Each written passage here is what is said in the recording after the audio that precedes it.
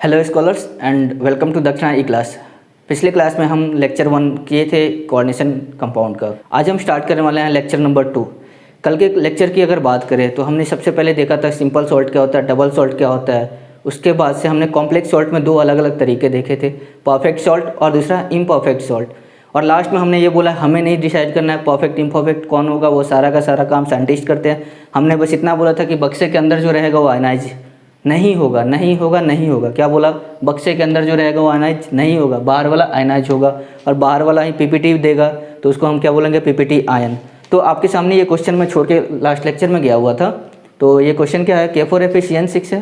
पहला क्वेश्चन पूछ रहा है नंबर ऑफ आयन्स कितने हैं, ठीक है। दूसरा क्या है? कोऑर्डिनेशन स्फीयर कौन सा है। तीसरा क्या है? Number of PPT ions. और चौथा है आपका charge on metal atom, right. तो अब पहले की बात करते हैं। तो क्या नंबर ऑफ आयन्स, तो मैंने आपको क्या बोला था, ये अंदर वाला नहीं टूटेगा, ये टूटेगा। तो ये टूटेगा तो क्या हो जाएगा? 4K positive plus Fe6 negative. Clear? तो टोटल आयन कितने हो गए हमारे पास? 4K यहाँ से और एक यहाँ पे, टोटल कितने हो गया? 5। कोऑर्डिनेशन स्फीयर क्या हो जाएगा हमारे पास? K4 Fe6, ठीक है। तो इसमें कोऑर्डिनेशन स्फीयर क्या होगा? ये वाला कोऑर्डिनेशन स्फीयर हो जाएगा। इसके बाहर वाला क्या होता है? Ionisation sphere. तो कोऑर्डिनेशन स्फीयर हमारा क्या हो जाएगा? Fe6 4 negative. ये हो जाएगा हमारा कोऑर्डिनेशन स्फीयर। इसके बाद बात करें नंबर ऑफ पीपीटी आयंस की। तो पीपीटी देगा कौन? ये है कितना? 4। तो टोटल आंसर हो जाएगा आपका 4। कितना होगा? 4। Charge on central metal, charge on central metal, तो यहाँ से आप 4 निकालो। तो ये क्या है?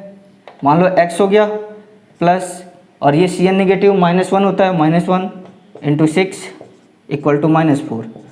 तो x की वैल्यू क्या हो गई आपकी? 2, ठीक है। तो चार्ज ऑन मेटल एटम क्या हो जाएगा? +2।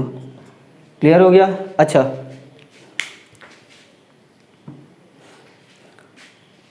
क्लियर हो गया। चलिए एक और क्वेश्चन करके देखते हैं। सेम चीज़ें ही रहेंगी आपकी सारी की सारी।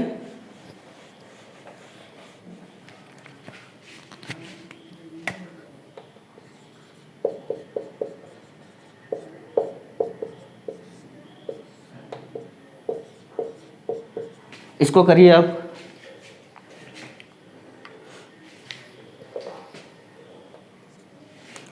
तो फिर से सेम चीज़ रिपीट करेंगे।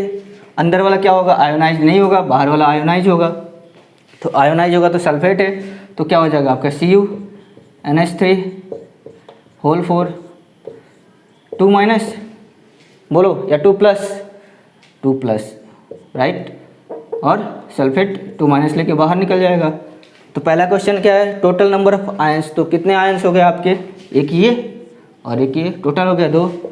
कोऑर्डिनेशन स्फीयर जो बक्से के अंदर वाला है, बोलो भाई।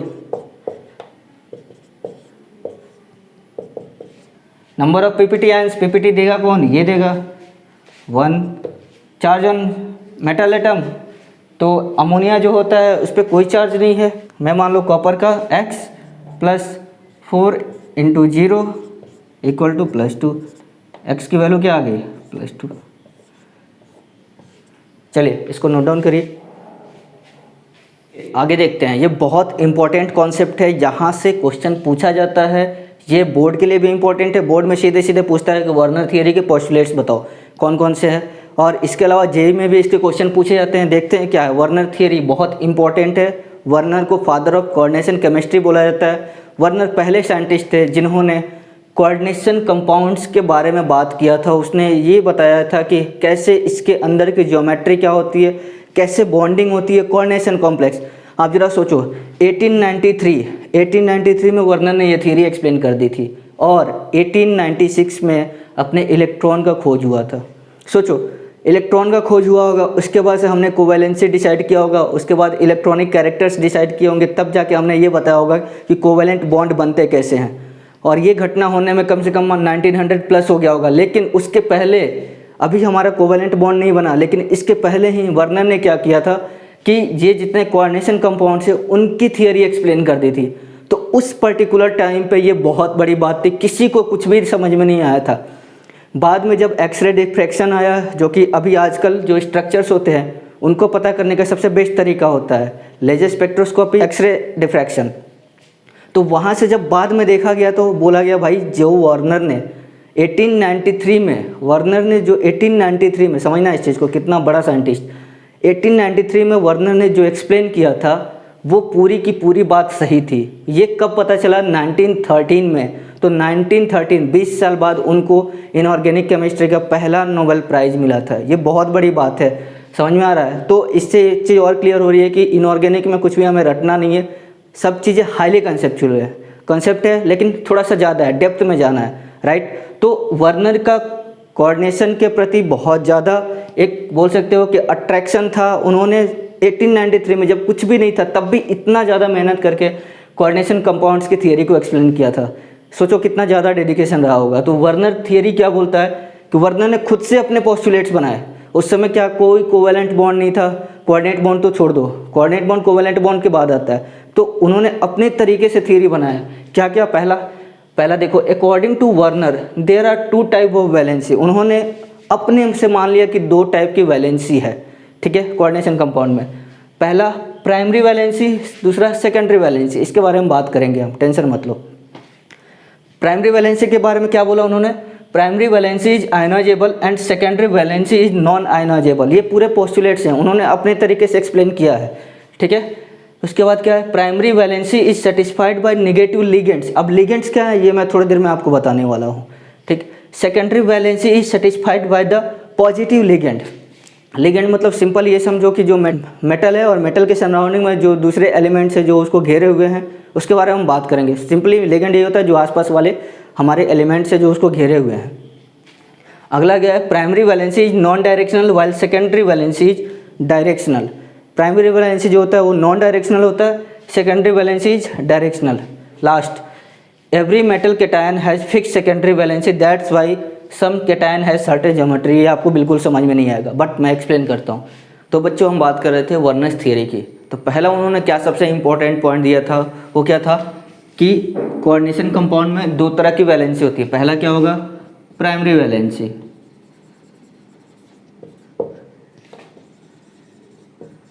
और दूसरी क्या होगी? Secondary valency.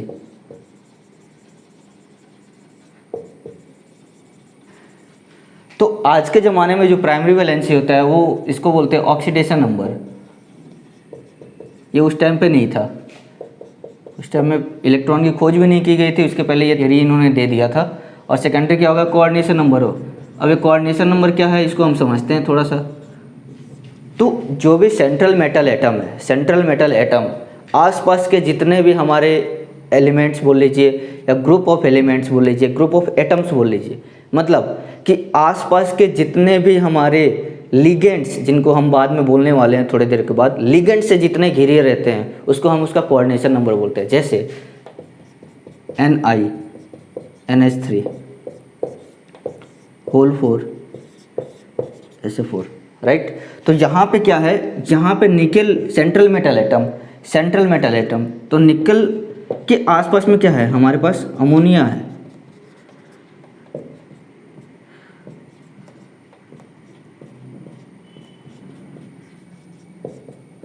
ये इसके बारे में हम बात करेंगे कैसे बॉन्ड बन रहा है, क्या हो रहा है। तो ये निकल जो है वो अमोनिया से घिरा हुआ है, निकल जो है वो अमोनिया से घिरा हुआ है। इसलिए हम क्या बोलेंगे यहाँ पे जो कोऑर्डिनेशन नंबर है वो सेकेंडरी वैलेंसी कौन सा है?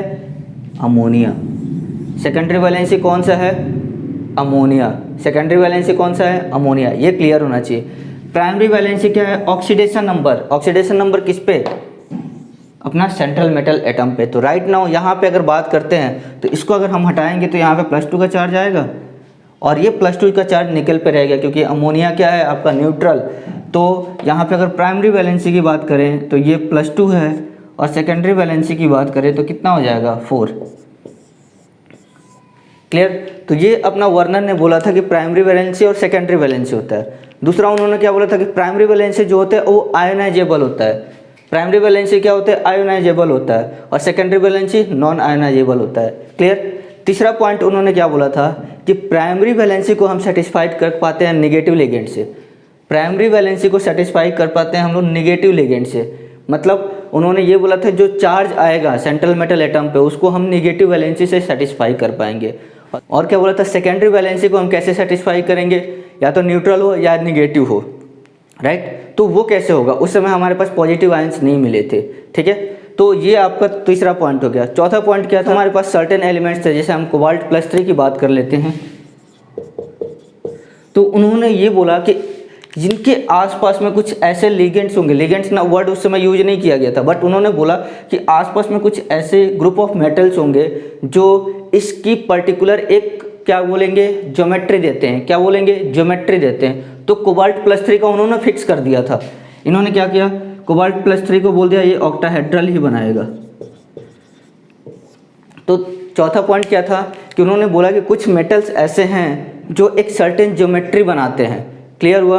अब उस मेटल पे चार्ज क्या होगा, चार्ज के बेसिस पे हम कोऑर्डिनेशन नंबर डिसाइड करेंगे, जो अगले थोड़ी देर बाद में मैं आपको पढ़ाने वाला हूँ। तो ये बात आपको क्लियर हुई कि क्या क्या था। पहला फिर से दोबारा से सोचो, पहला क्या था, प्राइमरी वैलेंसी क्या होता है, ऑक्सीडेशन नंबर। दूसरा क्या होता है, सेकेंडरी वैलेंसी क्या होता है आपका, कोऑर्डिनेशन नंबर। फिर क्या बोला गया था कि प्राइमरी वैलेंसी जो होती है वो आयोनाइजेबल होती है, सेकेंडरी वैलेंसी होती है नॉन आयोनाइजेबल होती है। उसके बाद उन्होंने क्या बोला कि प्राइमरी वैलेंसी को हम सेटिस्फाई करते हैं नेगेटिव लिगेंड से, जबकि जो अपना सेकेंडरी वैलेंसी होता है उसको हम सेटिस्फाई कर पाते हैं नेगेटिव या फिर अपना न्यूट्रल लिगेंड से। लेकिन उस समय हमने पॉजिटिव की खोज नहीं की थी, तो उसके बारे में बात नहीं किया था।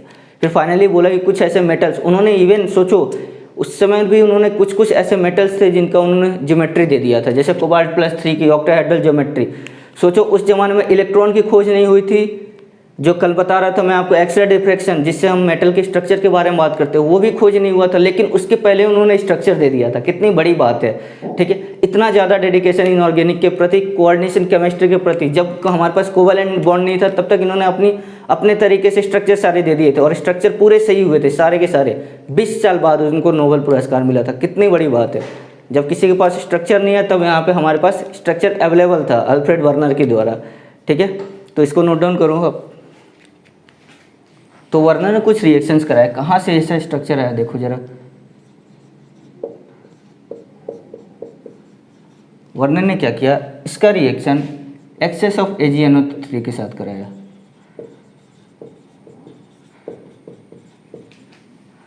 तो उनको क्या मिला, 3 मोल्स ऑफ AgCl का PPT। क्लियर। फिर उन्होंने कराया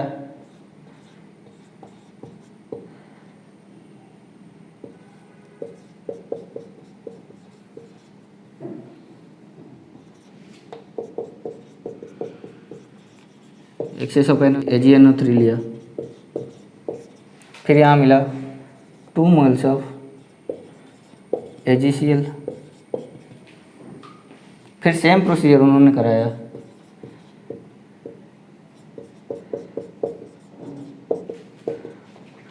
यहाँ पे क्या मिला, 1 mole of AgCl।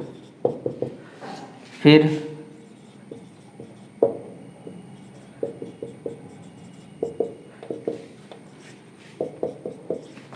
No moles of PPT।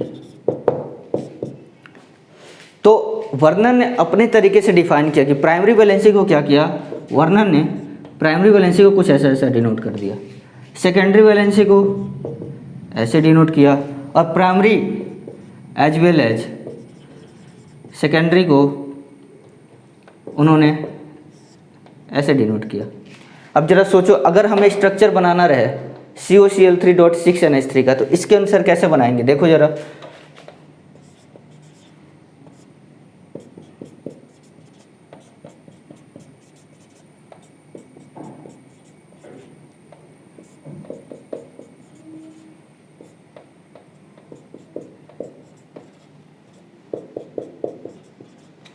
क्या बोला था मैंने, कोबाल्ट+3 क्या बोला था, ऑक्टाहेड्रल ज्योमेट्री। कोबाल्ट+3 ऑक्टाहेड्रल ज्योमेट्री बन गया। अब हमें क्या करना है, ये सारे के सारे हमारे सेकेंडरी वैलेंसी में आ गए, कोऑर्डिनेशन नंबर सेकेंडरी वैलेंसी में आ गए। अब हमारे पास 3 क्लोरीन बन जाए तो उसको प्राइमरी वैलेंसी में डालेंगे। तो प्राइमरी वैलेंसी में डालने के लिए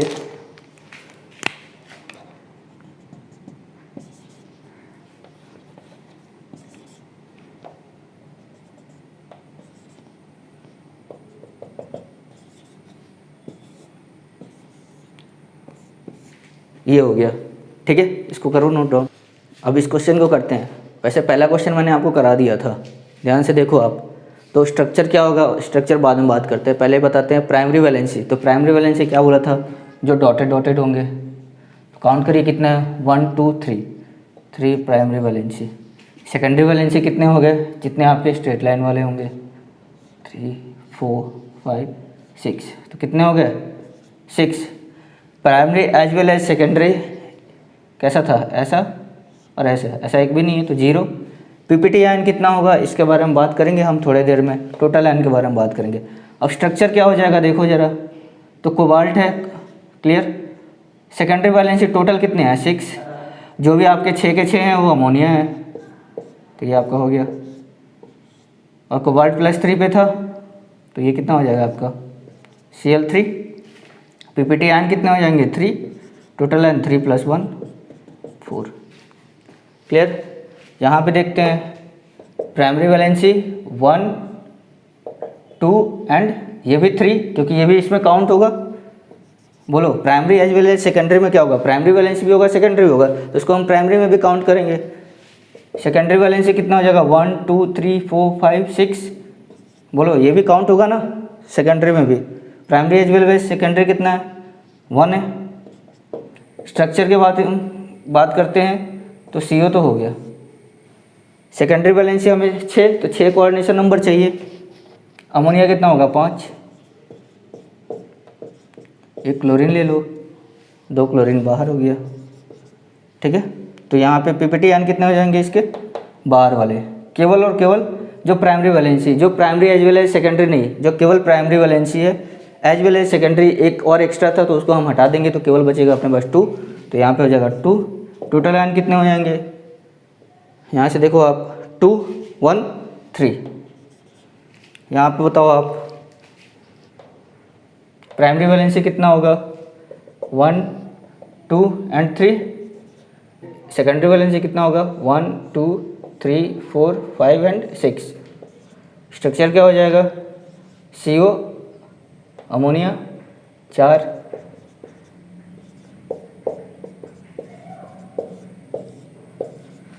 clear. Primary as well as secondary 1 and 2। PPT ion 1। Total ion कितने हो गए आपके, 2। क्लियर। एक पीपीटी आयन और एक अंदर वाला, तो एक काउंटर आयन और दूसरा जो आपका कोऑर्डिनेशन स्फीयर वाला था आयन। क्लियर। अब यहाँ पे बात कर लेते हैं, तो प्राइमरी वैलेंसी कितना है, 1 2 3। Secondary valency 6। Primary as well as second 3। PPT ion कितना होगा, 0। स्ट्रक्चर बना के देख लो आप।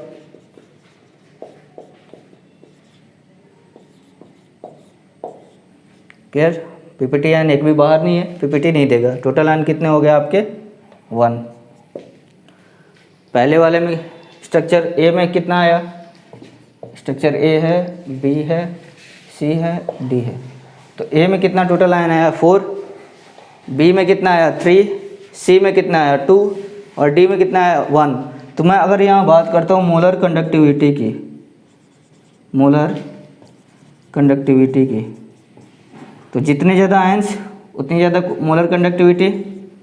मोलर कंडक्टिविटी बोल लो, मोलर कंडक्टेंस बोल लो, इलेक्ट्रिकल कंडक्टिविटी बोल लो, तो क्या हो जाएगा, ऑर्डर ऑफ मोलर कंडक्टिविटी क्या हो जाएगा आपका, A B C D। Clear. इसको नोट डाउन करो। तो हमने क्या देखा कि जैसे जैसे हमारे आयंस के नंबर बढ़ रहे हैं, मोलर कंडक्टिविटी भी इंक्रीज कर रही है। अब इसको करके देखो एक बार। यहाँ पे क्या है, CONH3 Br SO4 और CONH3 SO4 Br। तो अगर हम इसको ब्रेक करेंगे तो क्या हो जाएगा, देखो ज़रा, CONH3 Br और कितना पॉजिटिव, 2 पॉजिटिव, और यहाँ पे कितना हो जाएगा, CONH3 SO4 पॉजिटिव और Br नेगेटिव। तो टोटल आयंस देखो, टोटल आयंस कितने हैं इसमें, टोटल आयंस 2, इसमें भी टोटल आयंस 2। तो इलेक्ट्रिकल कंडक्टेंस के बारे में क्या बोलोगे आप, मोलर कंडक्टेंस के बारे में क्या बोलोगे, बताओ आप। टोटल आयंस इक्वल तो मोलर कंडक्टेंस भी इक्वल होगा, बिल्कुल सही। नहीं, गलत है। देखो कैसे, मोलर कंडक्टेंस चार्ज पे भी डिपेंड करता है। जब हमारे नंबर ऑफ आयंस सेम हो जाए तो हम चार्ज देखते हैं, ठीक है। तो यहाँ पे आपका क्या हो जाएगा, ए एंड बी, तो मोलर कंडक्टेंस जो होगा किसका ज़्यादा होगा भाई,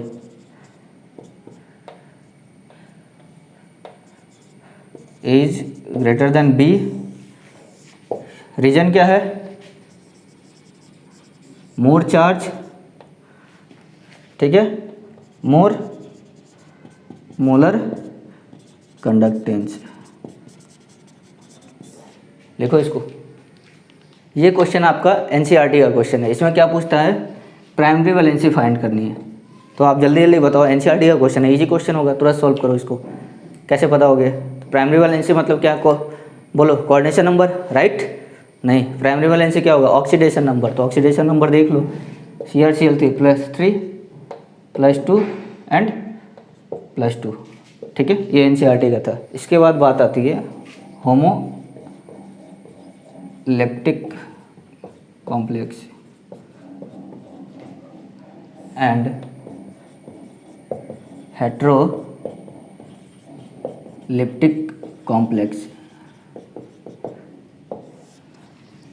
तो होमोलिप्टिक जो होता है उसमें सारे के सारे जो लिगेंड्स होते हैं, लिगेंड्स जो होते हैं सारे के सारे वो एक ही जैसे होते हैं। जैसे देखना आप,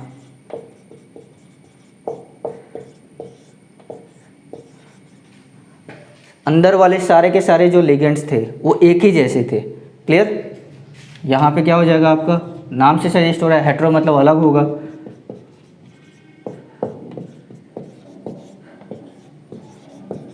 तो ये अलग हो गया। Homoleptic complex and हेट्रोलिप्टिक complex. अंतर क्या है दोनों में, बस लिगेंड्स इसमें सारे एक जैसे होंगे, इसमें अलग अलग होंगे।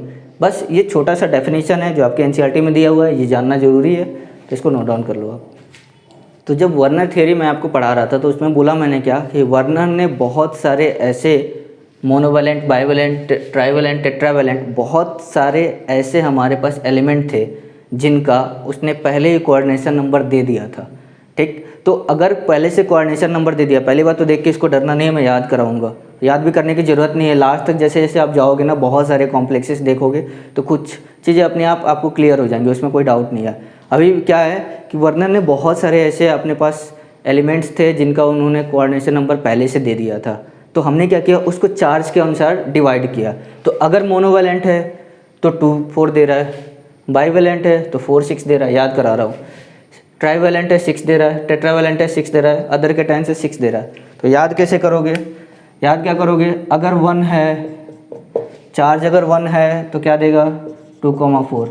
ये क्या है, कोऑर्डिनेशन नंबर, कोऑर्डिनेशन नंबर ये वर्नर ने दिया था, coordination number of metal ions, ठीक है।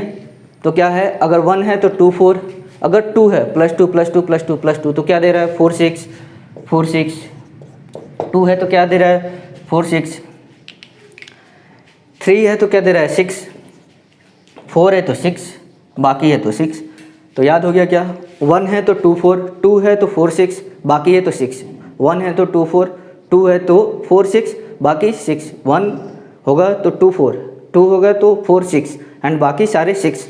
थोड़े बहुत चेंजेस हैं, बहुत थोड़ा सा है, ज़्यादा नहीं। यहाँ पे देखो PT +2 4, PD +2 4, ये सारे बड़े वाले हैं, मतलब 3D सीरीज वाले नहीं है, 3D सीरीज के नीचे वाले हैं। तो जो हैवियर ट्रांजिशन एलिमेंट्स होंगे वो +4 शो कर रहे हैं, ठीक है। थोड़ा सा यहाँ पे चेंज आया है और एक ये है।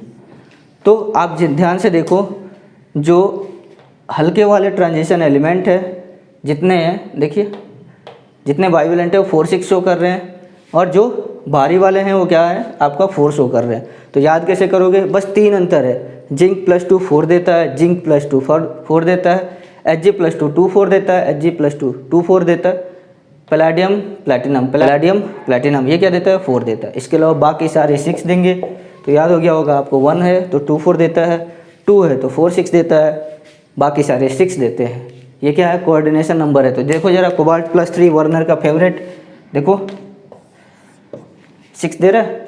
अब यहाँ से उन्होंने ज्योमेट्री भी फिक्स कर दी। अब सोचो इतना ज़्यादा उन्होंने काम पहले ही कर लिया था जब हमारे पास इलेक्ट्रॉन भी नहीं था। क्लियर। तो ये कोऑर्डिनेशन नंबर ये बार बार रिपीट होगा, टेंशन मत लो, सारी चीज़ें याद हो जाएंगी, कुछ भी इसमें नया नहीं है। ठीक है, इवन आपको कॉम्प्लेक्स भी दिया जाता है तो वहाँ से भी आप पता कर लोगे कोऑर्डिनेशन नंबर क्या होने वाला है। ये बस बता रहा हूँ मैं ताकि आप थोड़ा बहुत आइडिया रख सको कि हमें क्वेश्चंस करना कैसे है। ठीक है, इसको लिखो आप। अब देखते हैं इस क्वेश्चन को, देखते हैं जरा। इसमें क्या लिखा है, find the primary valency and secondary valency. तो अगर आपके सामने ऐसे दे दिया तो क्या करोगे? जब तक आपको ये ना पता रहे कि अगर निकल क्या है, निकल वैसे है किस पेज पे, +2 पे है, तो निकल +2, 2 वाला किस पे देता है 4 6, 2 वाला क्या देता है 4 6। तो निकल अगर हमें ये नहीं मालूम रहे कि निकल +2 का कोऑर्डिनेशन नंबर क्या होगा तो हम इन कर पाएंगे? सोचो, तो निकल +2 क्या देगा, 4 देगा या 6 देगा? तो यहाँ पे क्या देगा, H2O एंड Cl2। क्लियर हुआ क्या? अब यहाँ से हमें पता चल जाएगा कि हमारा प्राइमरी वैलेंसी कितना है 2, सेकेंडरी वैलेंसी कितना है 6। क्लियर हुआ? तो ये हमें जब कोऑर्डिनेशन नंबर पता चला तब मालूम चला कि हाँ कैसे हम सोच सकते हैं primary valency and secondary valency. तो वर्नन ने पहले कोऑर्डिनेशन नंबर सारे फिक्स किया तब पता करके, ठीक है, सारे एक्सपेरिमेंट करके तब जाके उन्होंने स्ट्रक्चर को बनाना शुरू किया। क्लियर। सेकंड क्वेश्चन देखते हैं। सेकंड क्वेश्चन में भी क्या है, ये Pt+4 पे है, यहाँ पे भी Pt+4 पे है, यहाँ पे भी Pt+4 पे है, यहाँ पे भी Pt+4 पे है। क्लियर। अब देखो जरा, ये बनेगा क्या, Pt+4 क्या बोला था, 2 वाला 4 6 देता है, 1 वाला 2 4 देता है, बाकी सारे के सारे क्या देते हैं 6। ठीक है, तो क्या हो जाएगा अपना Pt(NH3) कोऑर्डिनेशन नंबर 6 होगा, और यहाँ पे क्या हो जाएगा Cl4। क्लियर। इसका क्या हो जाएगा Pt(NH3) 5 Cl और Cl3।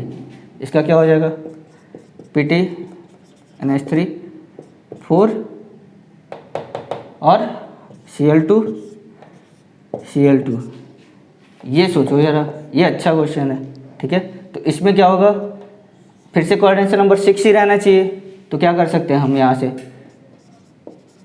Cl6 और बाहर में H2। क्लियर। ये होता है, ये कॉम्प्लेक्स एसिड होता है,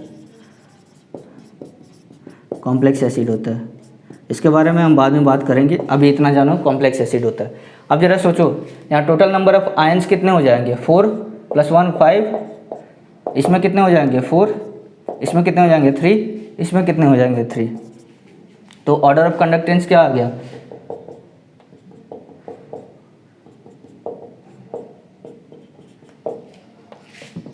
1 > 2 > 3 = 4। ये बातें हमें कब मालूम चल रही है, ऑर्डर ऑफ कंडक्टेंस हम कैसे पता कर पा रहे हैं? ये देखो, जब तक हमें यह ना मालूम हो कि Pt+4 जो होता है उसका कोऑर्डिनेशन नंबर 6 होता है, तो हम क्या ये स्ट्रक्चर बना पाते हैं? हम कंफ्यूज हो जाते हैं कितना हमें अंदर रखना है अमोनिया, कितना बाहर ले जाना है कॉम्प्लेक्स के। क्लियर हुआ? तो ये कोऑर्डिनेशन नंबर से पता चलता है। ठीक है, इसको नोट डाउन करिए। अब हम बात करते हैं लिगेंड्स की। अभी तक आप परेशान होंगे, सर कितनी बार आपने लिगेंड्स का नाम ले लिया, लेकिन लिगेंड्स होता क्या है, लिगेंड्स होते क्या है, कहाँ से कौन सा ऐसा जीव है जिसका बार बार नाम लिया जाए? तो लिगेंड्स जो होते हैं वो बैकबोन होते हैं अपने कोऑर्डिनेशन केमिस्ट्री के। अगर हमें लिगेंड्स नहीं मालूम है, लिगेंड्स कितने चार्ज दे रहे हैं, लिगेंड्स कितने लोन पेयर डोनेट कर पा रहे हैं, लिगेंड्स न्यूट्रल हैं कैसे, लिगेंड्स के बारे में अगर नहीं पता है तो आपको कुछ भी नहीं आएगा कोऑर्डिनेशन केमिस्ट्री। तो ये बहुत इंपॉर्टेंट टॉपिक है, इसको जानना बहुत ज़रूरी है। तो सबसे पहले डेफिनेशन की बात करते हैं। तो लिगेंड्स वो एटम्स या ग्रुप ऑफ एटम्स होते हैं जो लोन पेयर देते हैं सेंट्रल मेटल को। फिर से समझो, लिगेंड्स वो एलिमेंट या ग्रुप ऑफ एलिमेंट होते हैं जो लोन पेयर देते हैं अपने सेंट्रल मेटल एटम को। जैसे मान लो मैंने बोला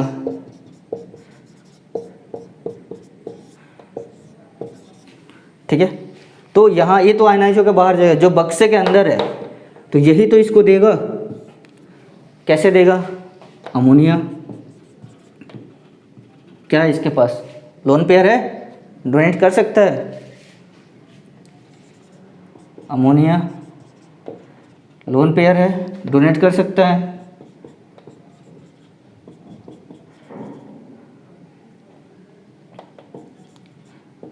लोन पेयर है, डोनेट कर सकता है। तो ये क्या करता है, अपना lone pair central metal atom को देता है।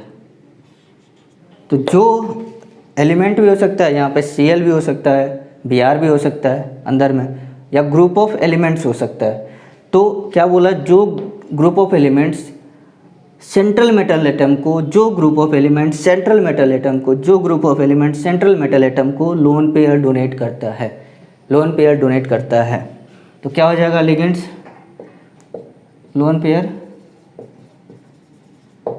Donating species.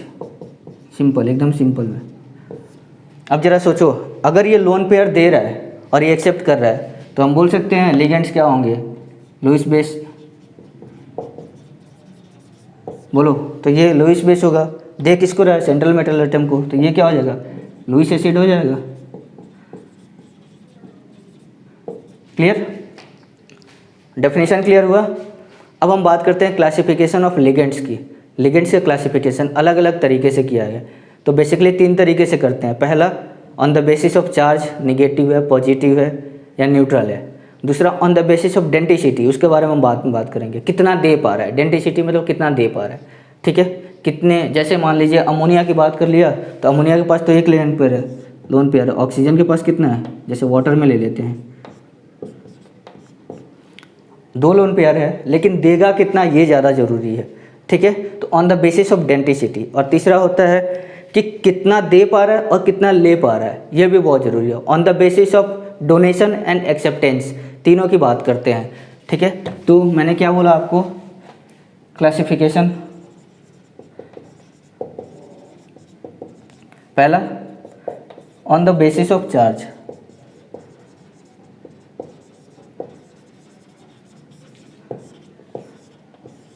क्या क्या होगा, पॉजिटिव लिगेंड्स, नेगेटिव लिगेंड्स या न्यूट्रल लिगेंड्स। जैसे पॉजिटिव की बात कर लेते हैं, नाइट्रोसोनियम बोलते हैं, नेगेटिव क्लोराइड हो गया, ब्रोमाइड हो गया, जितने हैलोजेंस हो गए, ठीक है। इसके बाद हाइड्राइड हो गया, सल्फेट हो गया, डिटेल में पढ़ेंगे इसके बारे में, टेंशन मत लो। न्यूट्रल जैसे CO हो गया, वाटर हो गया, अमोनिया हो गया। तो ये on the basis of charge है। दूसरा क्या था, on the basis of density. Density की डेफिनेशन क्या होती है कि कितना ये सेंट्रल मेटल एटम को लोन पेयर अपना दे पा रहा है, बस सिंपल। तो जैसे मोनोडेंटेड, अगर 1 दे रहा है तो 1 लोन पेयर दे। बाइडेंटेड 2 दे पा रहा है, तो अगर 2 से ज़्यादा दे रहा है तो पॉलीडेंटेड। और इसमें एक और आता है फ्लेक्सीडेंटेड।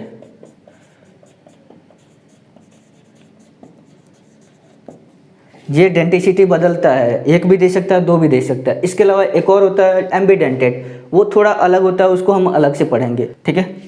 इसके बाद से तीसरे टाइप की बात करते हैं। तीसरे टाइप की,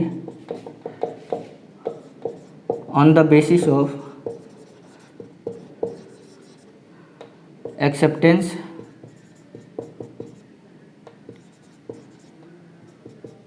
एंड डोनेशन। कितना डोनेट कर पा रहा है और कितना एक्सेप्ट कर पा रहा है, ये एकदम लेटेस्ट तरीके का लिगेंड है। तो इसको 2 तरीके से बांटा गया, क्लासिकल, नॉन क्लासिकल।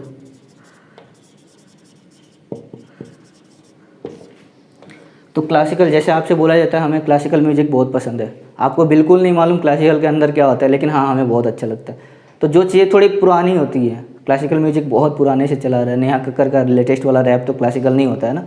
तो क्लासिकल मतलब पुराना, और पुराना मैंने क्या बोला आपको, जो पुराने चले आ रहे हैं, लगातार चले आ रहे हैं, जो डोनेट करते हैं, सिंपली केवल डोनेट करते हैं और कुछ नहीं, अभी उतना नहीं सोचा। नॉन क्लासिकल क्या होता है, उसमें होता है डोनेट भी करते हैं और एक्सेप्ट करते हैं।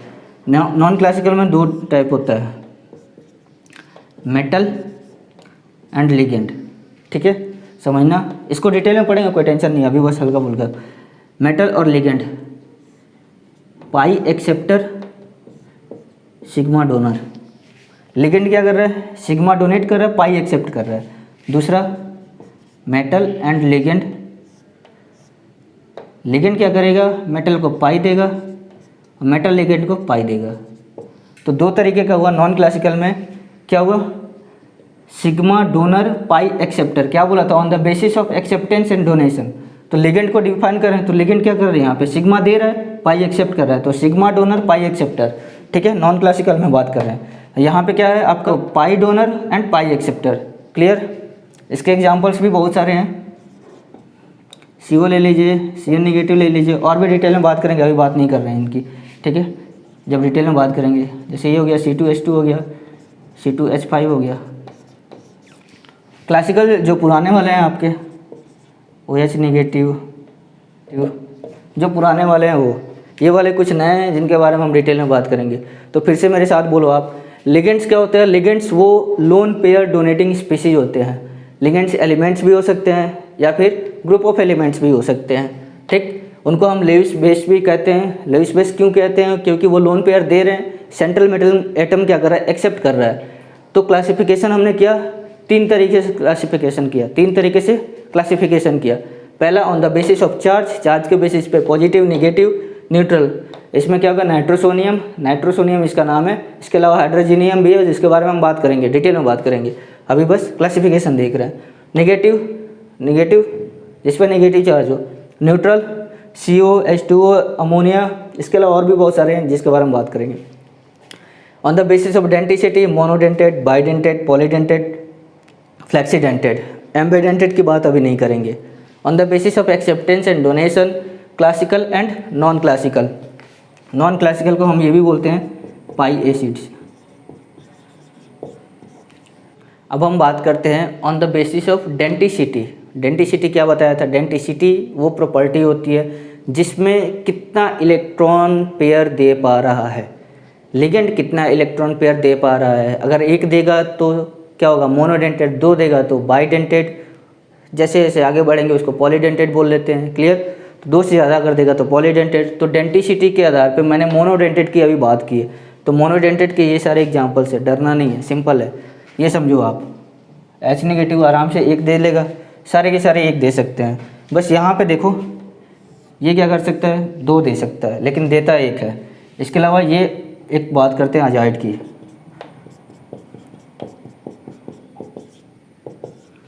क्लियर। तो IUPAC नॉमेनक्लेचर की अगर बात करें तो IUPAC नॉमेनक्लेचर में जिसके लास्ट में आइड आ गया उसको वहाँ पे आइड को हटा के आइडो कर देते हैं। IUPAC नॉमेनक्लेचर है, जैसे X नेगेटिव, यह हेलो है, हेलोजेंस है ना, तो जैसे अगर Cl नेगेटिव है तो होता क्या है, क्लोराइड, तो इसको बोलेंगे क्लोराइडो, क्लियर, समझ में आया। ये अपने पास क्या है, सुपर ऑक्साइड है, तो आइड आया लास्ट में तो इसको हटा के क्या करेंगे, सुपर ऑक्साइडो। ये क्या है, परऑक्साइड है, तो इसको क्या बोलेंगे हम, परऑक्साइडो। नॉमेनक्लेचर है, क्लियर। बाकी तो आप बता ही सकते हैं, हाइड्राइड है तो हाइड्राइडो, हाइड्रोक्साइड है हाइड्रोक्साइडो। इसके बारे में बात करते हैं थोड़ी देर में। ये क्या, SH नेगेटिव, OH नेगेटिव क्या था, तो हाइड्रोक्साइडो। ये क्या, मरकैप्टो, ठीक है, ये क्या है, मरकैप्टो। वाटर, इसको बोलते हैं एक्वामैन से याद रखना आप, इसको एक्वा बोलते हैं। ये है कार्बोनिल। एक सारे के सारे क्या है, मोनोडेंटेड है। तो यहाँ पे देखिए सारे नेगेटिव चार्ज वाले क्या होंगे, आपके नेगेटिव लिगेंड हो गए। ये क्या होंगे, न्यूट्रल लिगेंड, इन पे कोई चार्ज नहीं है, न्यूट्रल लिगेंड, ठीक है। नाइट्रोसिल, फॉस्फिन,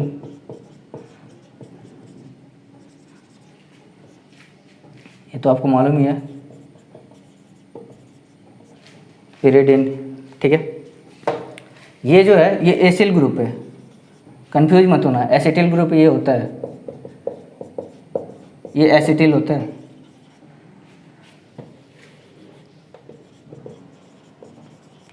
तो ये एसिटिल है, ये एसिल ग्रुप है, क्लियर। तो ये क्या है आपका, ये भी मोनोडेंटेड होता है, कंफ्यूज मत होना। अब ये जो होता है हाइड्रोजन,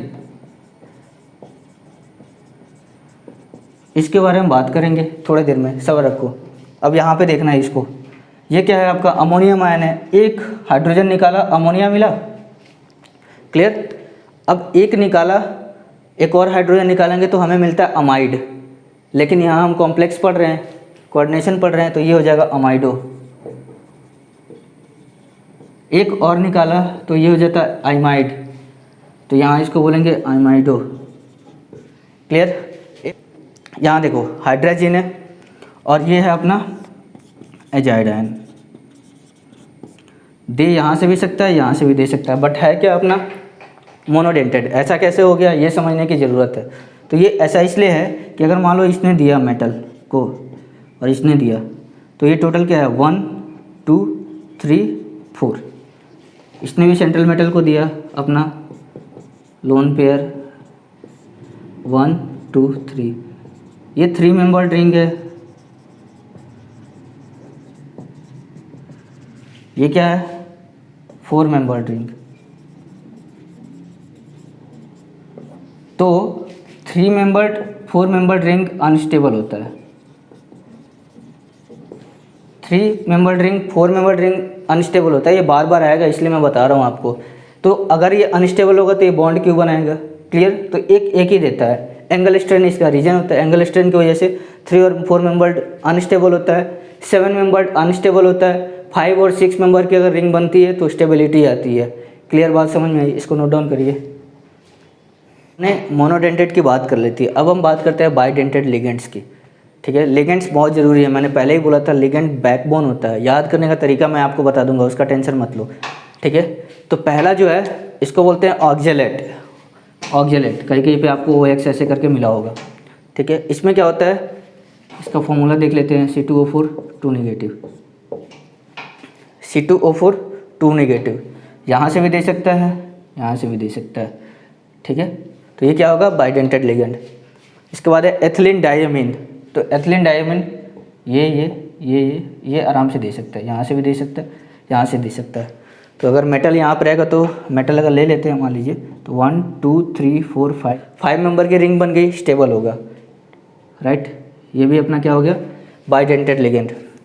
इसका भाई, इसके भाई की बात कर लेते हैं, प्रोपिलीन डाइअमीन, प्रोपिलीन डाइअमीन, तो यहाँ 2 था तो इथाइलिन 3 है तो प्रोपिलीन डाइअमीन, ये इसका पोजिशनल आइसोमर है।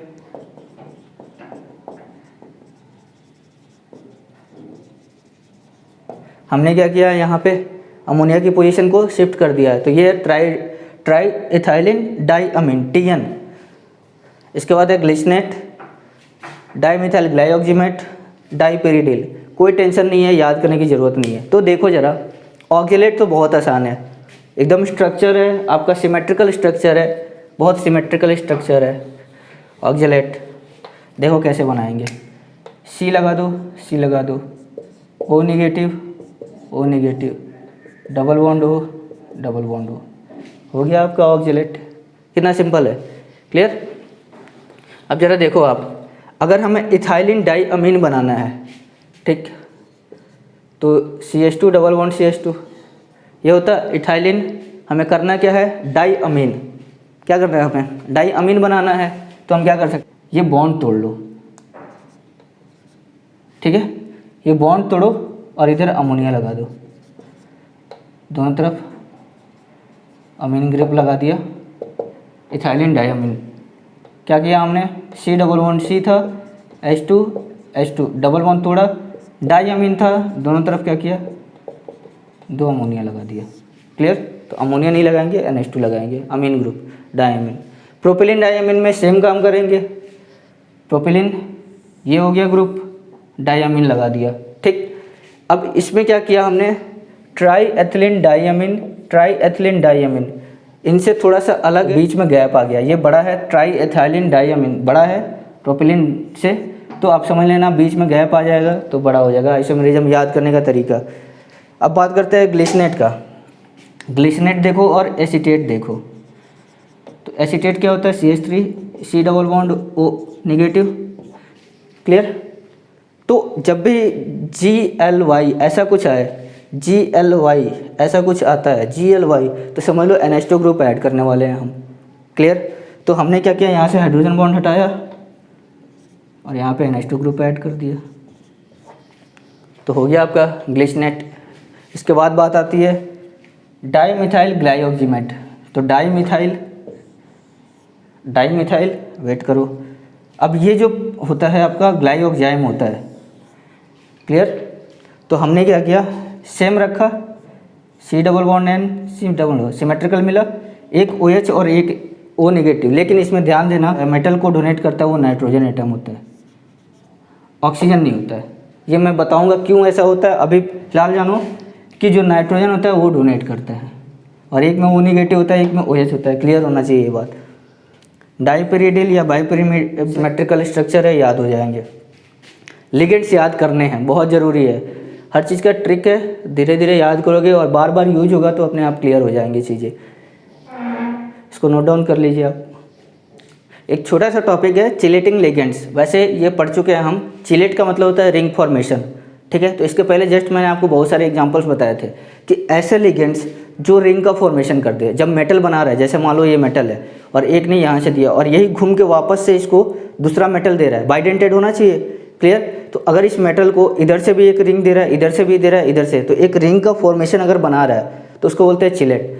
तो चिलेट मतलब क्या हुआ, चिलेशन मतलब क्या हुआ, ये क्लियर हुआ क्या। जहाँ पे रिंग का फॉर्मेशन होता है, जो भी लिगेंड, जैसे अगर मान लो मैंने बात किया आपका DMG का, डाईमिथाइल ग्लाइऑक्सीमेट का, तो ये क्या था आपका,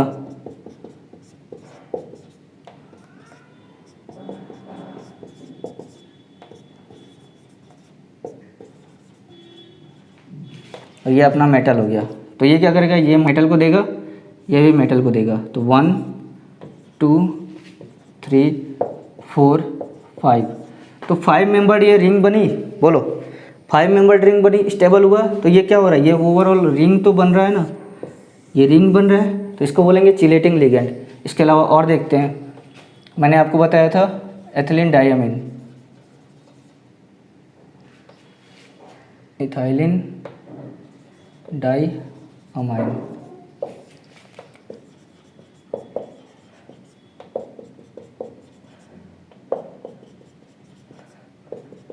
ये भी मेटल को अगर देगा तो ये क्या हो गया, रिंग का फॉर्मेशन हो गया। अगर रिंग का फॉर्मेशन करेगा तो इसको बोलेंगे चिलेशन। इस प्रोसेस को बोलते हैं हम चिलेशन, ठीक है। इस रिंग को बोलेंगे चिलेट रिंग। और यहाँ पे इस लिगेंड को हम बोलेंगे चिलेटिंग लिगेंड। मतलब कि मोनोडेंटेट की बात कर लेते हैं। मोनोडेंटेट जैसे OH नेगेटिव, इतने सारे एग्जांपल्स आपको बताए थे, OH नेगेटिव हाइड्रोजन, तो वो रिंग का फॉर्मेशन तो नहीं कर सकते हैं। तो रिंग का फॉर्मेशन कौन कर सकता है, जो बाइडेंटेड हो या उससे ज़्यादा। तो चिलेटिंग लिगेंड को हम बोल सकते हैं कि ये या तो क्या हो सकता है आपका बाइडेंटेड, या और क्या हो सकता है पॉलीडेंटेड। और चिलेशन इसलिए होता है क्योंकि उससे कोऑर्डिनेशन कॉम्प्लेक्स जो आपका बनता है वो बहुत ज़्यादा स्टेबल होता है। चिलेशन स्टेबिलिटी को बढ़ाता है। जितना ज़्यादा रिंग बनेगा, ये कॉन्सेप्ट है, बहुत इंपॉर्टेंट है, जितना ज़्यादा रिंग बनेगा उतना ज़्यादा स्टेबिलिटी बढ़ेगी। जितना ज़्यादा चिलेशन होगा उतनी ज़्यादा स्टेबिलिटी बढ़ेगी। जितना ज़्यादा रिंग बनेगा उतनी ज़्यादा स्टेबिलिटी होगी। ये चीज़ क्लियर कट होना चाहिए, क्लियर। तो डेफिनेशन लिखाने की ज़रूरत नहीं है, खुद से समझ लेना, आप लिख लेना। अगर डेफिनेशन लिखना भी होगा तो क्या होगा कि the ligands which form the chelate ring are called chelating ligands. Simple है। तो ये क्वेश्चन है, इस क्वेश्चन को करो। क्या बोल रहा है आपका, find the number of chelating ligand in which donor atom is only n। अब सोचो अगर ये क्वेश्चन जेईई में पूछ दिया तो आपको सबसे पहले क्या होना चाहिए, सारे के सारे जो लिगेंड्स हैं उनका स्ट्रक्चर तो मालूम होना चाहिए ना, और ये पता होना चाहिए कौन सा उसमें डोनर एटम है, राइट। तो यही मैं बोल रहा हूँ बार बार कि आपको जितने भी लिगेंड्स है, टेंशन मत लो, अभी डरना नहीं है। अभी तो सेकंड लेक्चर है ना, परेशान होने की जरूरत नहीं, अभी बेस बन रहा है, टाइम लगेगा, कम से कम 4-5 लेक्चर। ये बहुत बड़ा चैप्टर है, थोड़ा सब्र रखो, सब चीज़ क्लियर होगा, एक एक कॉन्सेप्ट क्लियर होगा। बहुत इंपॉर्टेंट है, हर साल 2 क्वेश्चन पक्का पूछा ही जाता है, ठीक है। तो इसमें क्या कर रहा है कि donor atom is only n। इसमें क्या पूछ रहा है कि donor atom is only n, right. और है क्या ये चिलेटिंग लिगेंड। तो EN की बात कर ले, EN हमने बनाया था अभी जस्ट,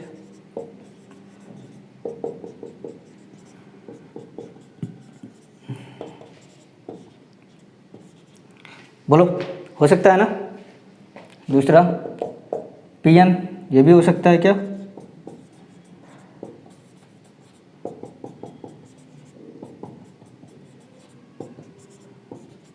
बोलो।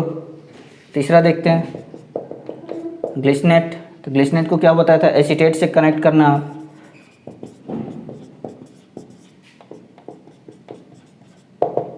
दे सकता है, लेकिन ये क्या है? चिलेटिंग लिगेंड बनाएगा। और डोनारेटन इज ओनली नाइट्रोजन, यहाँ से तो ऑक्सीजन से भी दे रहा है, नाइट्रोजन से भी दे रहा है, तो ये गलत हो गया। फिर क्या आपका DMG, डाइमिथाइल ग्लाइऑक्सीमेट, अभी जस्ट आपको बताया था। और ये बताया था कि केवल नाइट्रोजन देता है। डाइमिथाइल ग्लाइऑक्सीमेट, तो ये देता है। क्लियर? इसके बाद से क्या है? ऑक्जेलेट। ऑक्जेलेट तो नहीं देता है, बोलो भाई। ऑक्जेलेट नहीं देता है। पिरिडिन देता तो है, लेकिन चिलेट रिंग नहीं बनाएगा।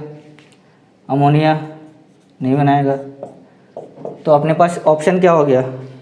एक ये हो गया, एक ये हो गया, और एक ये हो गया। तो 3 ऑप्शन हो गए, बाकी सब गलत हो गया। क्लियर? बात समझ में आ रही है? तो अपने पास क्या हो गया आंसर? EN, PN एंड क्या है आपका? DMG। बाकी नहीं देगा। अब देखो यहाँ क्वेश्चन और ट्विस्ट कर सकता है। अगर IIT अगर पूछे कि chelating ligand in which donor atom is only N and it makes या फॉर्म्स 5 मेंबर रिंग। भाई IIT है, कुछ भी पूछ सकता है। क्लियर? तो अभी क्या होगा अपना? एक तो ये हो जाएगा। क्लियर? PN का बना के देखते हैं।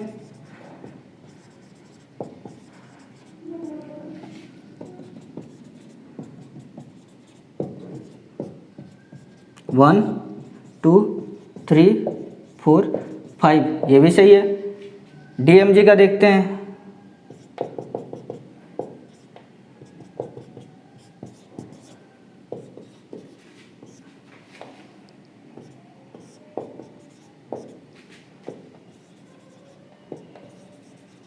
वन, 2, 3, 4 एंड 5, ये भी 5 मेंबर रिंग बना लिया।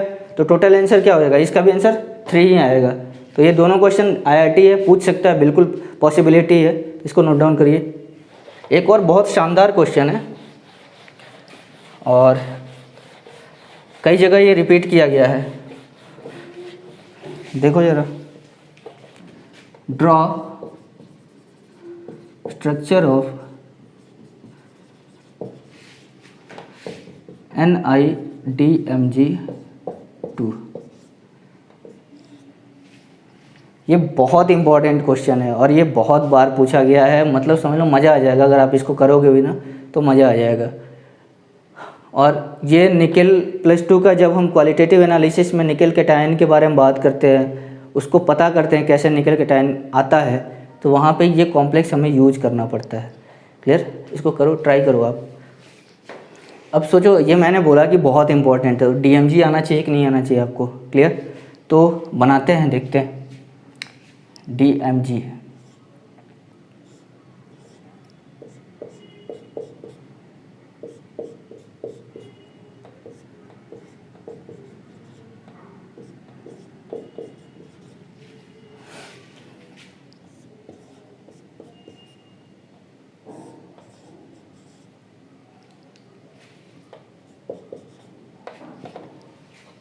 एक ये हो गया। दूसरा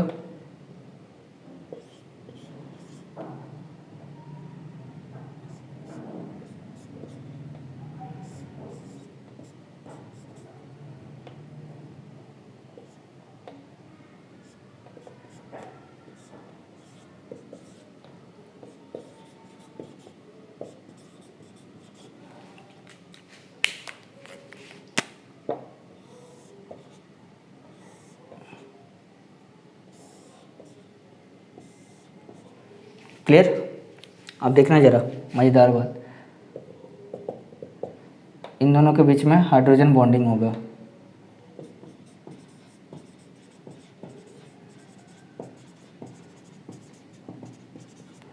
कैसा होगा? Ion dipole. और ये जो कॉम्प्लेक्स बनता है ना, बहुत खूबसूरत कलर का आता है, बहुत ही खूबसूरत कलर, रोजी रेड कलर का आता है, बहुत ही खूबसूरत कलर आता है ये। अब देखो ज़रा, अगर मैं आपसे पूछता हूँ कि यहाँ पे टोटल नंबर ऑफ रिंग्स कितने हैं ये बताओ, तो क्या होगा बताओ? 1 2 बोलो। ये 1, ये 2, क्लियर 2। इसके अलावा ये भी देखो, ये भी तो बन रहा है और ये भी तो बन रहा है। तो टोटल देखो, मैं अगर आपसे पूछता हूँ कि 5 मेंबर्ड रिंग कितने हैं, टोटल 5 मेंबर्ड रिंग, देखो कितना है, 1 2 3 4 5। सेम ये है, रिपीट कर दो। और यहाँ पे देखो 1 2 3 4 5 6, तो टोटल 5 मेंबर्ड रिंग बने 2, टोटल 6 मेंबर्ड रिंग बने